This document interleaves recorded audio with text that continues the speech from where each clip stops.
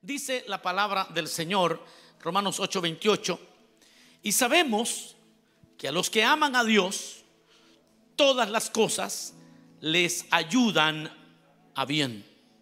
Esto es, a los que conforme a su propósito son llamados.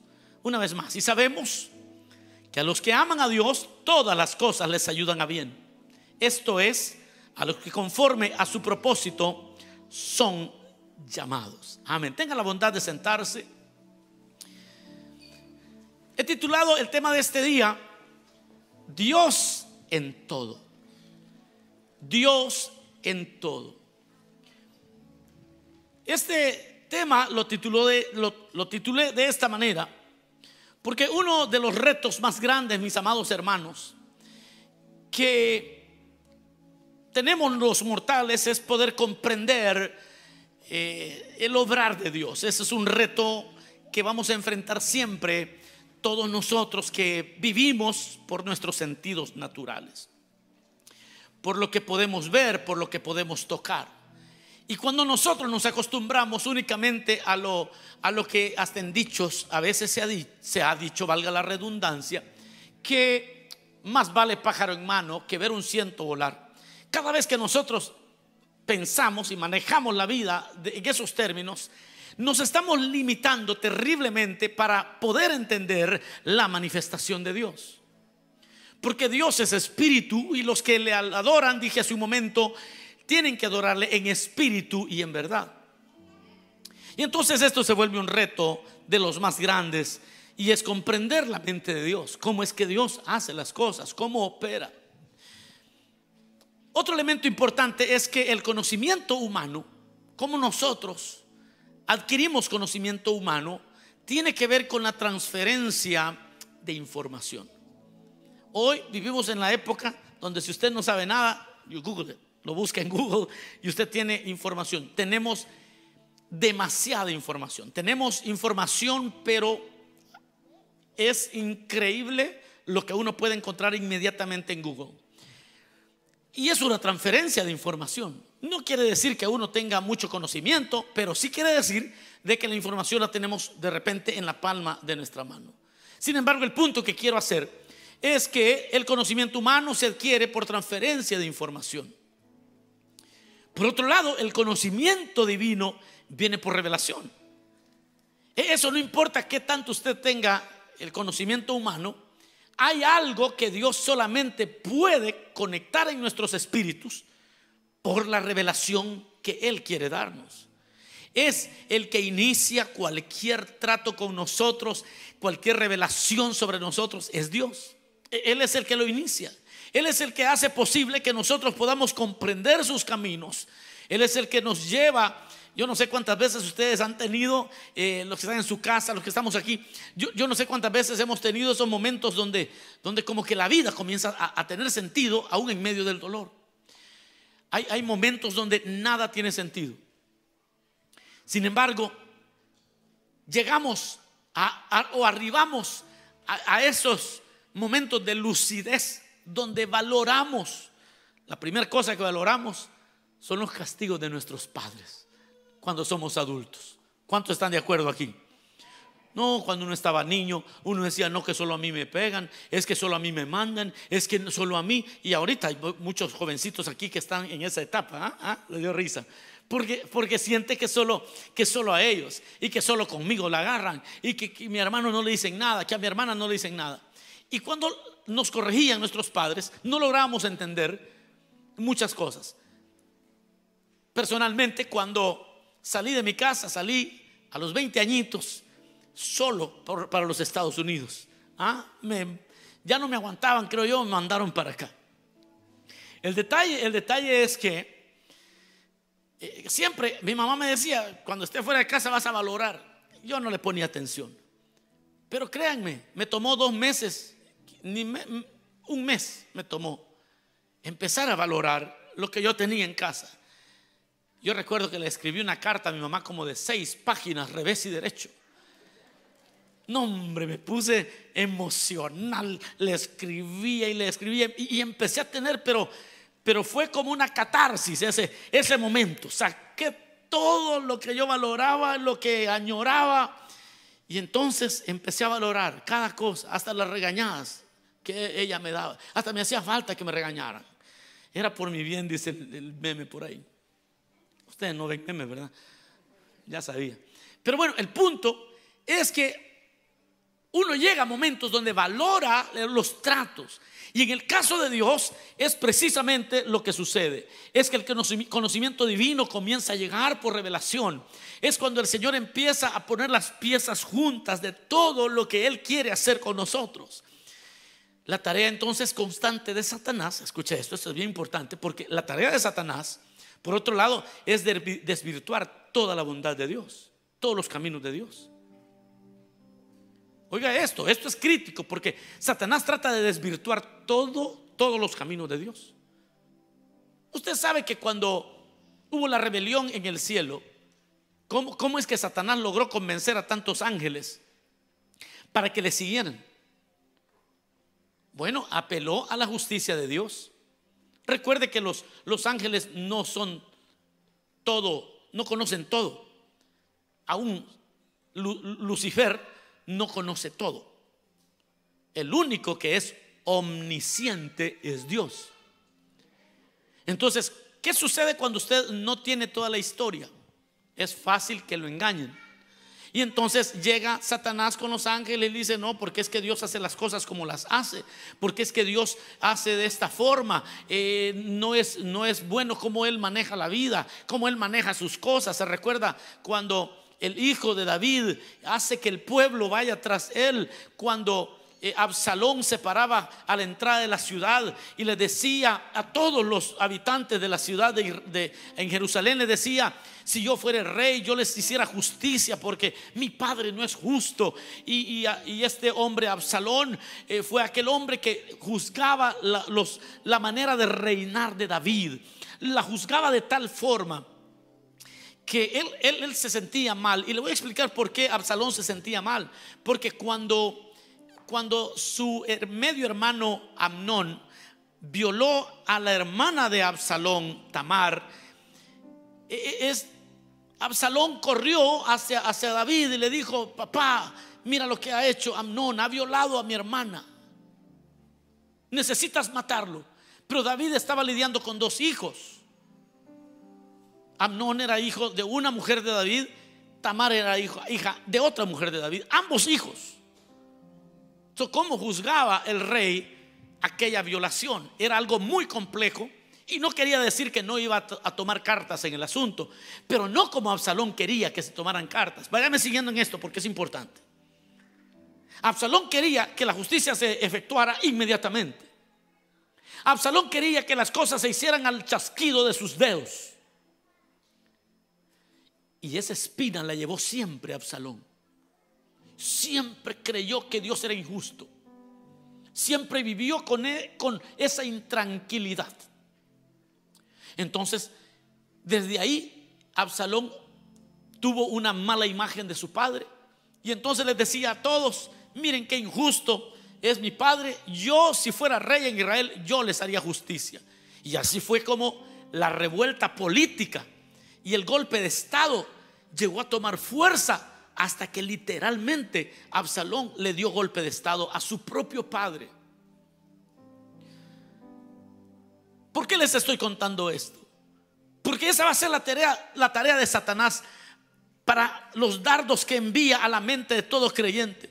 ¿Y cuál es? Es desvirtuar todos los caminos del Señor. Y es cuando empieza a hacer las preguntas. Una de las preguntas favoritas de Satanás aparece en el libro de los Salmos: ¿dónde está tu Dios? Esa es como que la espada favorita que Satanás tiene. ¿Dónde está tu Dios? Esa insatisfacción cuando uno está sufriendo y uno se siente que lo ha abandonado Dios. Satanás tiene esa daga envenenada que le mete a usted, o intenta meterle a usted cuando usted está solo y ya tocó puertas, nadie le quiso ayudar, y usted buscó ayuda, nadie le quiso ayudar, y lo dejaron solo. Y entonces siempre llega un emisario de Satanás a decirle: ¿y dónde está el Dios que adoras? ¿Y dónde está el Dios? Y esa es el arma favorita del diablo: desvirtuar la bondad de Dios, desvirtuar cómo Dios hace las cosas. Esa adaga Satanás se la quiso meter al mismo Hijo de Dios cuando estaba colgado de la cruz. Mientras colgaba de la cruz, Satanás le hizo la pregunta: ¿dónde está tu Dios? Esa fue la pregunta de la esposa de Job. Mira, si Dios te amara, ¿cómo es posible que estás enfermo? Se ha muerto toda tu familia, todos tus hijos, has perdido tus empresas. Maldice a Dios y muérete. Esa daga es venenosa, mis amados. Esa daga es peligrosa, porque en el momento que usted comienza a ponerle cuidado a lo que Satanás está diciendo y que el Señor lo reprenda, y usted empieza a decir: de verdad que los hermanos no me vinieron a ver. Mire, ¿sabe algo? Cuando el enemigo venga con esas ideas, haga lo que Pablo hizo en capítulo 4 de segunda de Timoteo, que Pablo dice: en mi primer defensa nadie estuvo conmigo, todos me abandonaron, pero dice Pablo: pero yo los perdono a todos. Porque cuando esa daga viene y te quiere dañar, cómo te sacudes todo eso es a base del perdón. Porque eso es lo que Jesús hizo en la cruz del Calvario también. Mientras estaba crucificado y le decían: ¿dónde está tu Dios? ¿Qué hizo Jesús? Dijo: Padre, ¿cómo dijo? Perdónalos, porque no saben lo que hacen. Y cuando Satanás vio que no pudo, herir el corazón del Señor, esa daga no pudo. Lo más que pudo fue herirle el costado físicamente, pero la daga de la decepción no pudo sembrársela al Hijo de Dios. Y el enemigo siempre va a querer desvirtuar todos los caminos del Señor.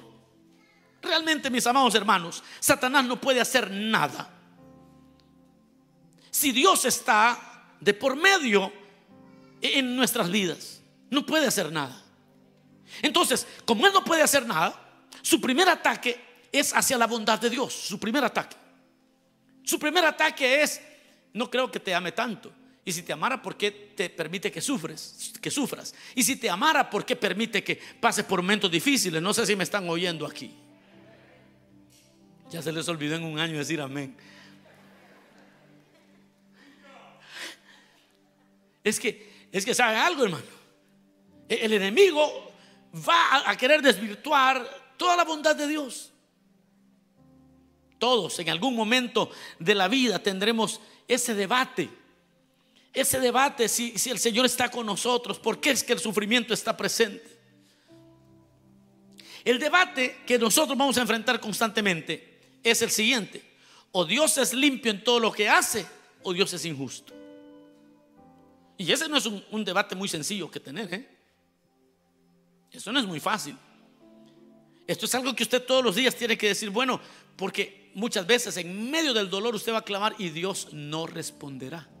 Pero usted no es el primero al que no le va a responder. A Jesús tampoco le respondió en la cruz, porque Dios tiene propósitos mayores.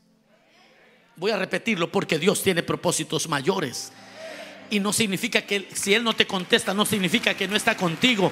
Significa que Dios tiene mejores propósitos. Aleluya. Entonces todos vamos a tener en nuestra vida ese debate: ¿es Dios limpio en todo o es injusto? Si por desgracia nos llegáramos a resentir al punto de pensar que Dios es injusto y ese veneno llega al corazón, entonces habremos perdido una gran batalla.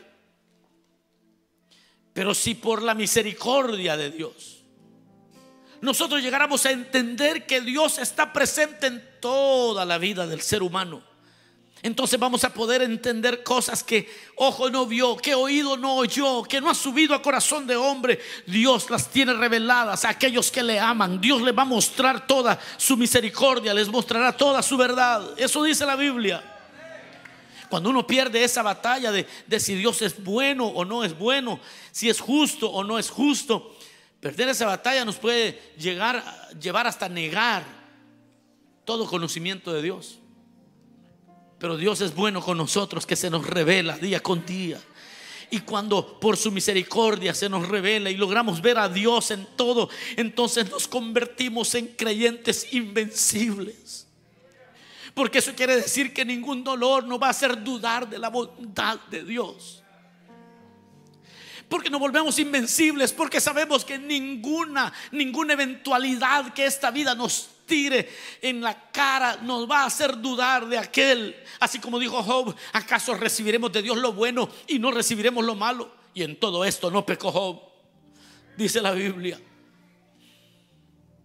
Ahora, ¿cómo sé que alguien ha tenido la revelación de Dios sobre su vida? ¿Cómo sabe usted que ya tiene una revelación de Dios en su vida? Bueno, hay maneras de encontrarlo, y es por eso que tenemos una porción tan importante como la de Romanos 8:28. Porque Romanos 8:28 comienza diciendo: y sabemos. Oiga esto, dice y sabemos, pero ese no es un conocimiento intelectual. Aleluya. No sé si me están oyendo aquí. Estoy diciendo que ese sabemos que dice Romanos 8:28, y sabemos, no es una cuestión de transferencia de información.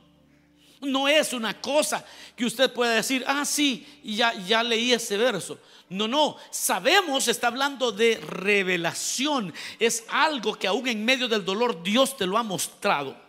Hay una vida resuelta para seguir al Señor. Y sabemos, es una convicción que se tiene aun cuando no tenemos todas las piezas del rompecabezas.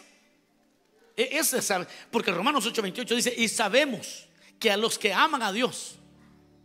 Pero ese sabemos no es un conocimiento intelectual, no es una cuestión de lo cognitivo, no, nada que ver. Es una cuestión del Espíritu. Es algo que nosotros hemos llegado a concluir después de los tratos de Dios con nosotros. Es después de caminar un rato y de haber sido herido un par de veces por ahí. Después de es un conocimiento que a quien Dios se lo quiere revelar, se lo revela, porque tienes una actitud correcta delante de Él. El martes estaré en el funeral de una jovencita que fue atropellada, falleció. Su mamá tuvo que, es una cosa horrible.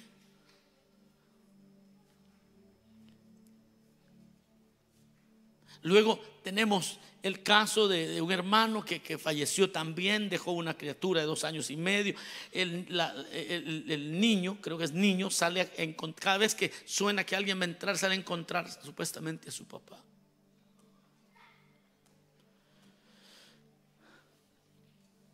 ¿Y cómo le decimos? Cognitivamente le podemos decir muchas cosas. Por lo menos una de las cosas que ya le dije a los padres es a la mamá, le dije: por favor, no le diga que el Señor se llevó a su papá, porque no es cierto. El pecado es el culpable de la muerte nuestra. El Señor recibió al papá porque es su hijo, pero no se lo llevó. Porque imagínense diciéndole al niño: no, Diosito se lo llevó. Y el niño, un ateo va a ser cuando sea grande, porque va a decir: ¿cómo que Diosito me lo quitó? ¿Qué clase de Dios es ese? Pero hay muerte a causa del pecado. Hay muerte a causa del pecado.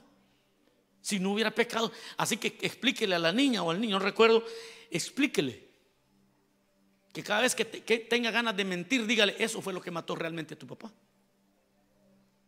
Que cada vez que quiera ditch the school, se quiera salir de la escuela, eso mató a tu papá. Porque el pecado, la paga del pecado es la muerte. ¿Por qué le estoy diciendo todo esto?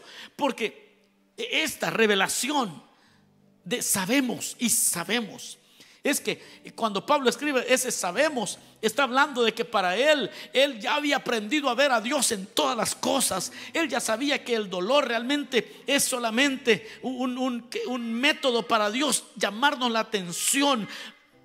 Ahorita, antes de pasar a predicar, hablaba con mi hermano en Cristo aquí afuera. Y entonces estamos hablando de ese fenómeno de cómo reacciona el inconverso, el que no conoce a Dios ante ante la muerte de su mamá, por ejemplo. Y le digo, no, es que el que no conoce a Dios termina odiando más a Dios, porque eso pasará en la gran tribulación. En la gran tribulación, hermano, cuando hayan juicios que se desaten sobre la tierra, los hombres no van a buscar a Dios. Los hombres van a odiar más y van a blasfemar en contra de Dios.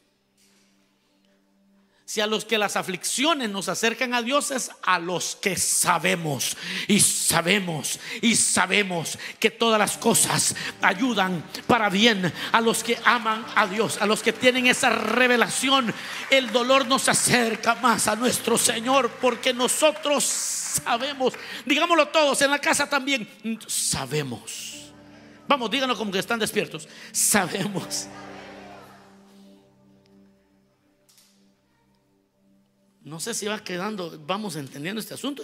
Esto no es una cuestión cognitiva, es una cosa que ya llegamos a la conclusión de que cuando las cosas no van bien y no tenemos las piezas del rompecabezas y no sabemos qué pieza va por aquí o por allá, pero aquellos que hemos tenido la revelación del Hijo de Dios, podemos con seguridad decir, pero yo sé. Pero es un conocimiento de revelación, no es un conocimiento cognitivo, no es algo que me dieron en la mente, no es una transferencia de información, es algo que el Espíritu de Dios le da testimonio a nuestro espíritu. Que no importa qué tan oscuro sea el valle por donde yo voy pasando, yo sé que a la larga terminaré ganando, terminaré glorificando al Señor, terminaré honrando el nombre del Señor. Dele fuerte ese aplauso al Señor. Y sabemos, ese sabemos es dar por sentado que su voluntad se hace aún en medio de nuestro dolor. Ese sabemos es sin lugar a dudas que vamos a salir ganando. ¿Se recuerda las palabras de Job? Cuando ya estaba, que se moría, decía, yo sé que mi Redentor vive. Pero qué resolución, hermano. Una cosa seria eso. Yo sé que mi Redentor vive. Y yo sé que aunque se deshaga mi carne, de todo modo voy a ver. Lo voy a ver y lo voy a ver con mis propios ojos. Yo no sé por qué estoy sufriendo, decía Job. Yo no sé de dónde viene todo esto, pero sabemos que vamos a terminar coronados de gloria. Sabemos que el Señor un día nos dará un cuerpo semejante al suyo. Sabemos. Y luego dice que los que aman a Dios, los que aman a Dios, no es un sentimiento. Dios bendito, diga conmigo, no es un sentimiento. Porque estamos en una época donde las emociones y los sentimientos están por encima de la verdad. Pero no es ese amor. Los que aman es un amor que obedece. Cristo dijo, si me amáis, guardad mis mandamientos. Va siguiendo. Este es un amor que obedece. Es un amor aun cuando no nos contesta. Es un amor que pone los intereses de Dios antes que nuestros propios intereses. Este no es un amor interesado del que habla aquí Romanos 8:28, que los que aman a Dios. Es que amar a Dios es esta realidad de que, Señor, yo te amo. Si me respondes, te amo, y si no me respondes, te sigo amando, no hay pena. Y ahí es como, yes. A esa gente es a la que Dios levanta, exalta, la pone en alto y llega a su momento de exaltación. Y por eso dice, los que aman a Dios. Luego dice, todas las cosas. Y allí no está exceptuando ni una sola. Un día me preguntaban, hermano, ¿y usted qué clase de entrenamiento tuvo para el ministerio? Y aunque tuve una cierta formación ministerial, pero yo hago referencia a lo ministerial más a tareas que ustedes no se imaginan, a cosas que ustedes no se les... Bueno, fui un buen empleado. Cuando me tocó pintar unas cosas, las pintaba bien. Cuando hice shipping y receiving lo hice bien. Cuando hice customer service en una tienda donde se rentaba equipo, lo hice bien. Esa fue mi formación. Y habían cosas que no me gustaban hacer. Hay cosas que a todos no nos gustan hacer. Pues no les voy a contar cuál no me gusta hacer, pero hay algo que si yo lo puedo evitar, lo evito. Es como, no lo quiero ver. Sin embargo, me convertí en el mejor haciendo aquello. Me convertí en el mejor haciendo lo que no me gusta hacer. Poco sabía yo que en el ministerio, aquella cosa que a mí no me gustaba y que tuve que aprender a hacerlo, así como decimos, casi que a la fuerza, terminó siendo en el ministerio uno de mis assets, uno de mis activos más fuertes para sacar adelante la obra de Dios. Es que aquí dice todas las cosas, y todas las cosas significa, mis amados, es que no hay nada de nuestra experiencia humana que se le escape a Dios. Experiencias que tuviste en el amor, experiencias que tuviste en el trabajo, demandas que te llegó una demanda para ir a la corte, experiencias dolorosas, experiencias de victorias, experiencias de derrotas. Empezaste un negocio y se te vino abajo 3, 4, 5 veces y lo volviste a empezar. Nada de eso se desperdicia. Cuando amas al Señor, Dios te está preparando para algo glorioso, y tienes que entender y ver a Dios en todo. Es poder ver a Dios, que Dios está obrando su perfecta voluntad en todas las cosas. Y luego dice, les ayudan a bien. Ese les ayudan a bien no es otra cosa que lo que nos sucede a nosotros termina siendo parte del gran plan de Dios, que son parte del gran rompecabezas. Y no sé si me da pena decirles esto, pero se los voy a tener que decir.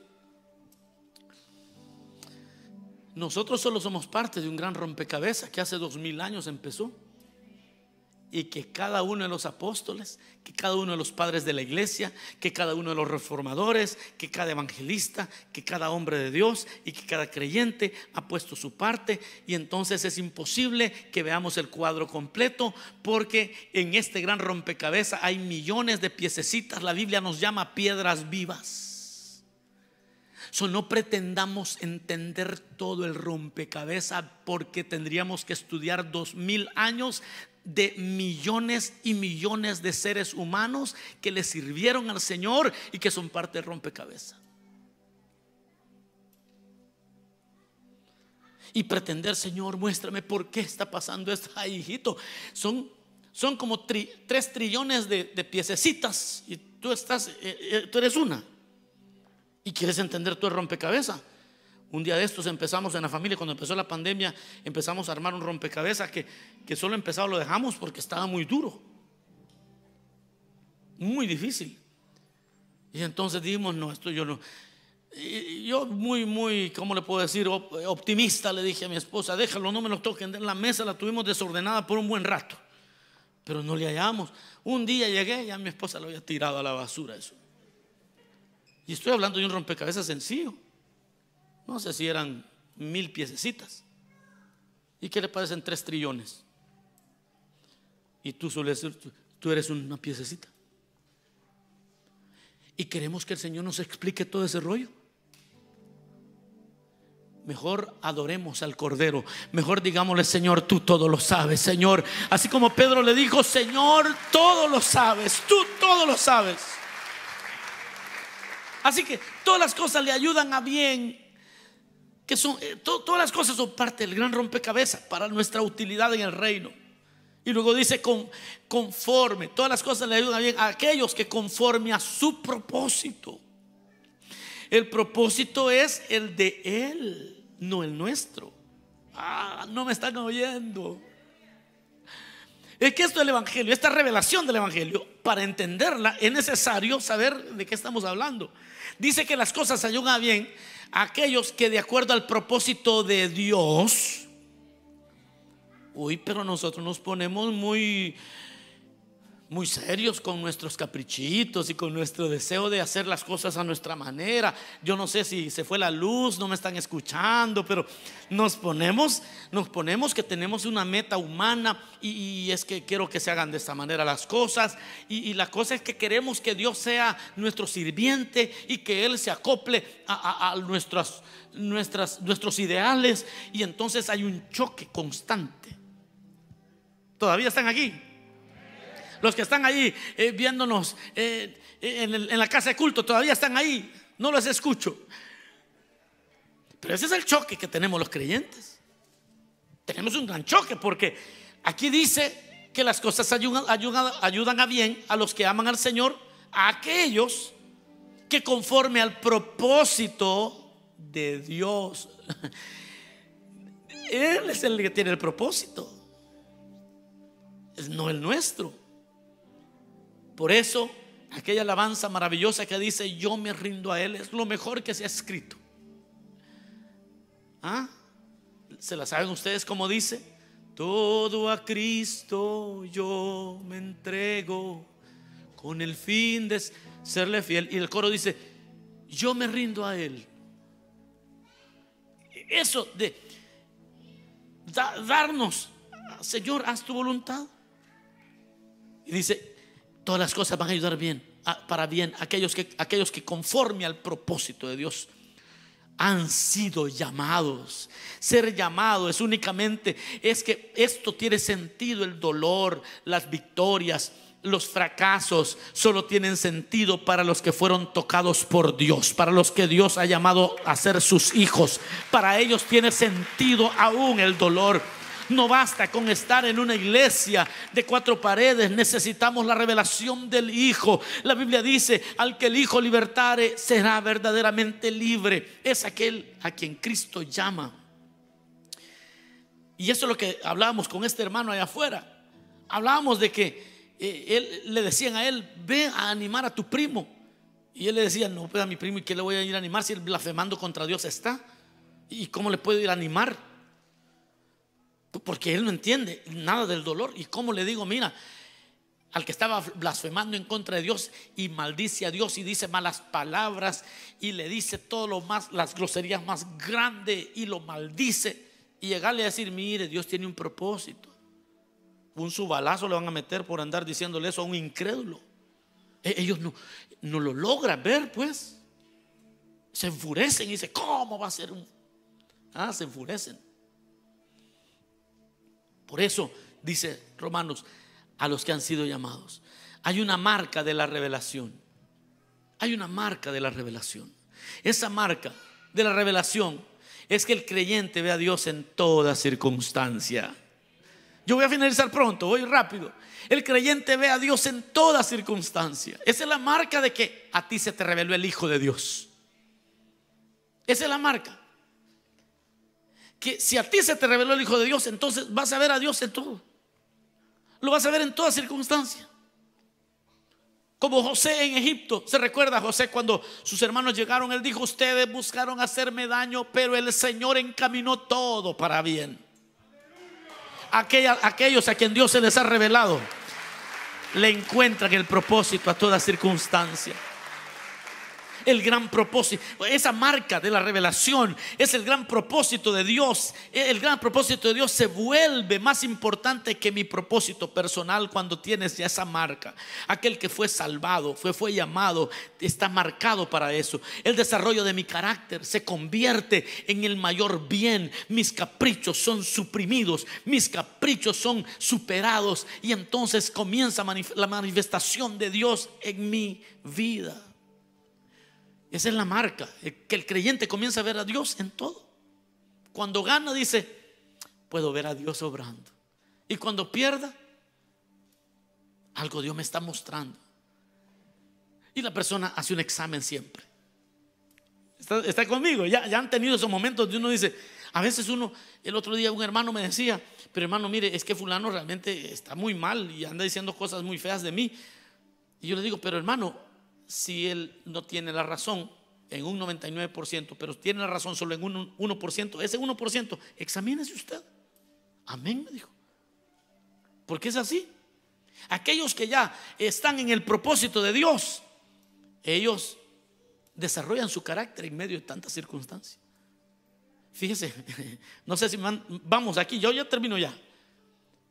El único que no preguntó en la última cena, mira, el único que no preguntó, ¿seré yo, Señor? ¿Sabe quién fue? Adivinen. Vamos, allá en la casa, adivinen. ¿Quién fue el único que no dijo, ¿seré yo, Señor? ¿O no van a adivinar? Ya, Juditas. Porque el que no tiene esa revelación, no tengo nada que ver, dice. Él es el que está destrozando su hogar, pero dice, no, nada que ver, nada que ver. Pero el que tiene esa revelación de Dios, aunque no es su culpa, está diciendo, Señor, enséñame tus caminos, en qué estoy fallando. ¿Ve la diferencia? Entonces hay una marca de la revelación sobre los que son hijos. El creyente mira a Dios en medio del dolor. Pablo decía, el aguijón de la carne, he pedido 3 veces al Señor que me lo quite, pero Él me dice, bástate mi gracia, porque mi poder en la debilidad se perfecciona. Y entonces él estaba dichoso, decía, qué bueno que esto me ayuda para que yo no me envanezca. Y qué bueno que esta enfermedad bueno, algunos piensan que era una enfermedad, otros piensan que era otra cosa, porque la Biblia no describe a qué se refiere el aguijón de la carne del que Pablo hablaba. Pero el creyente ve a Dios en medio del dolor, aún del aguijón que Pablo tenía. Amados hermanos, la escuela de Dios es una escuela de dolor. Uno en la risa no aprende mucho, hombre. Digan algo, pues.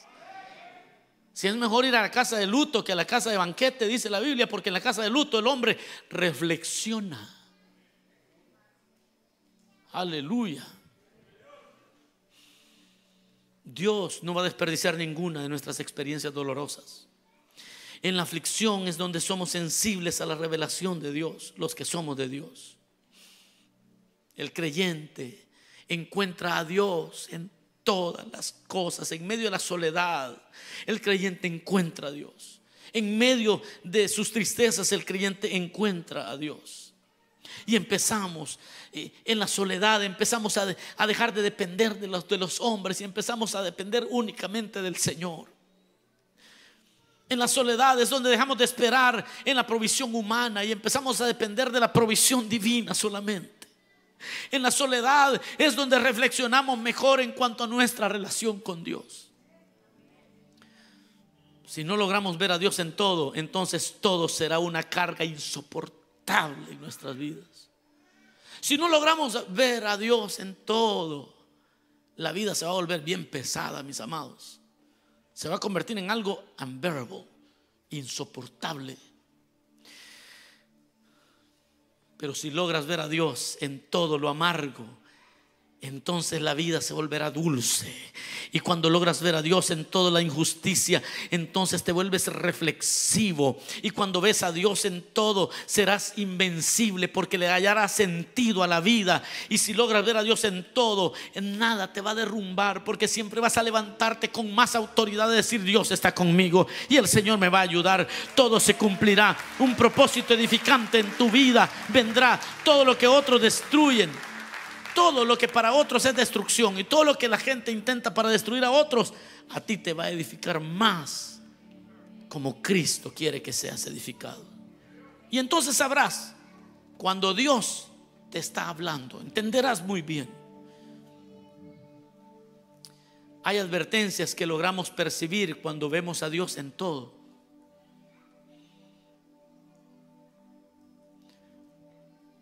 Ver a Dios en todo es aceptar su soberanía. Hermanos amados, no pensemos que Dios solo está cuando las cosas van bien. Dios está en todo. Y el mejor ejercicio, con lo que finalizo, es tener esa capacidad de revelación de Dios, de poderlo ver en todo, hasta en el temperamento de tu pareja, que dice, ay, Dios mío. Sí, eso es lo que necesitabas, porque hierro con hierro sí.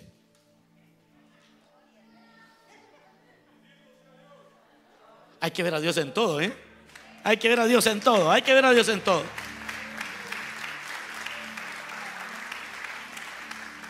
¿Y no se ha dado cuenta que Dios le da unos hijitos a uno?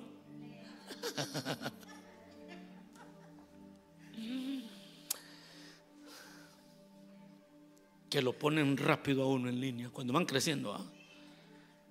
Y todo lo que a uno no le gustaba, ellos, los hijos lo tienen. Y uno empieza a ver como Dios. Y muchos, no sé cuánto es mi caso. Yo pienso que tiene mucho que ver, pero vamos creciendo todos con un cierto machismo. Entonces viene Dios y nos da puras hembras en la casa. Ay, testimonio de la vida real. Y entonces esos machos tenemos a puro tubo que ver a Dios en todo. Y uno dice: ay, Señor, yo esperaba que tú vinieras y bajaras y me enseñaras a vivir, y lo que hiciste es darme 3 hijas para ver siempre con dignidad a la mujer. Oh, cuando empiezas a ver a Dios en todo, todo tiene sentido. Hay algo que va a pasar en esta noche, y mi oración es que todos los que estamos aquí podamos decirle: Señor, yo quiero esa revelación para mí. Y los que están en su casa también, cerremos nuestros ojos un momento. En tu casa cierra tus ojos. Y los que estamos aquí, digámosle: Señor, yo quiero esa revelación donde pueda verte, donde pueda ver lo que tú estás haciendo, aunque no lo entienda, aunque las piezas del rompecabezas no las tenga conmigo. Aquí estoy, Señor. Aquí estamos en casa de culto. Aquí estamos los redimidos por tu sangre. Haznos ver tu bondad en medio de tantas preguntas. Haznos entender, Señor, tu misericordia es mejor que la vida. Deja que podamos verte en cada situación, que podamos reflexionar en todo lo que tú nos has dado, que veamos tu corrección como parte del gran plan tuyo. Aquí está tu pueblo, Señor. Revélate más y más a cada persona aquí reunida, a los que están en casa de culto en México, en Guatemala, en Honduras, en Nicaragua, Señor, allá en Colombia, allá en Chile, Señor, en Ecuador, desde donde se conectan. En Honduras toca, Señor, ahora, y que podamos verte en todo lo que tú haces.